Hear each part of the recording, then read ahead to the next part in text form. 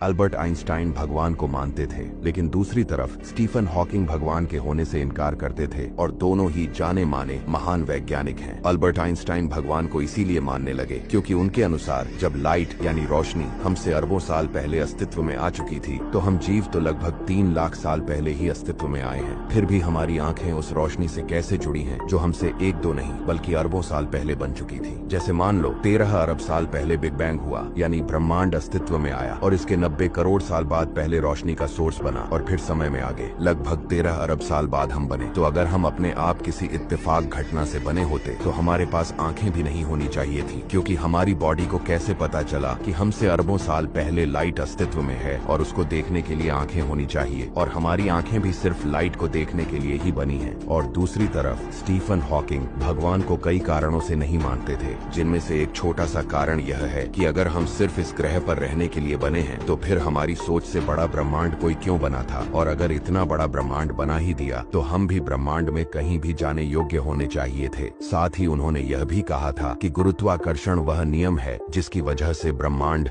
अपने आप शून्य से शुरू हो सकता है। उनके अनुसार अगर आप ग्रेविटी यानी गुरुत्वाकर्षण को अच्छे से समझ जाते हैं तो आप भी जान जाओगे कि यह ब्रह्मांड खुद कैसे बन और चल सकता है।